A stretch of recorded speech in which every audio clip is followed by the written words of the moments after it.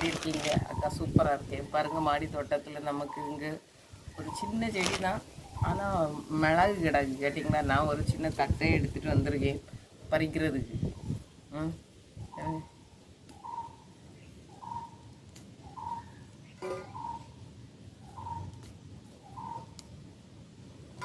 4 5 6 மிளகு கிடச்சிருக்கு கைஸ், ஒரு குட்டி செடியில். வந்து ஒரு முள்ளு கத்திரிக்காயும் கண்டங்கத்திரிக்காய் வருங்க. நான் இதுவும் குழம்பு வைக்கலான்னு சொல்கிறாங்க. நாங்கள் கொஞ்சம் காய்கள் கிடக்கு, நான் இது பறிக்கேன். கேட்டிங்களா? ம்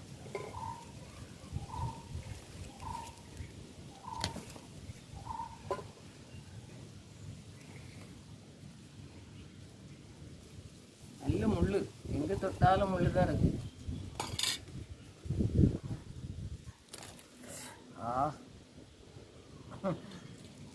என்னது குட்டியாக இருந்தாலும் பறிச்சிடலாம்.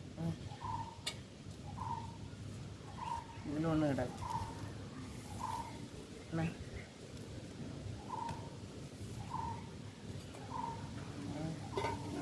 ஒன்று 2 3 4 5 6 குட்டி கத்திரிக்காய் கிடச்சிருக்கு. இடத்துல வரட்டு தன்னாலே வந்தது தான் கைஸ், நான் வைக்கல. இந்த ரோஸை கட் பண்ணி எடுத்துடலாம் கைஸ், அப்போ தான் அடுத்து தழுவு வரும்.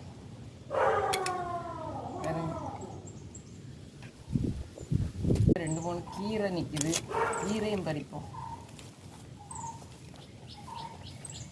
எல்லாம் சீடு வந்தாச்சு அதில்.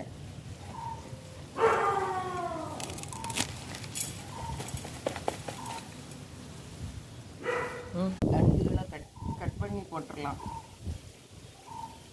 ஆஹா,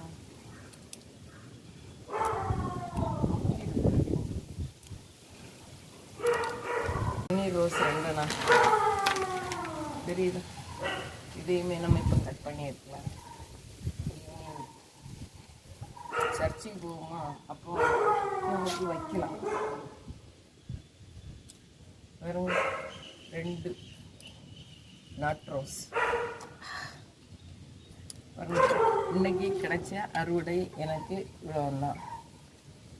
3 ரோஸ், கொஞ்சமாக கீரை, மிளகா, இவ்வளோதான் என்னுடைய அறுவடை. பிடிச்சிருந்தா லைக் பண்ணி சப்ஸ்கிரைப் பண்ணி சப்போர்ட் பண்ணுங்க. நன்றி.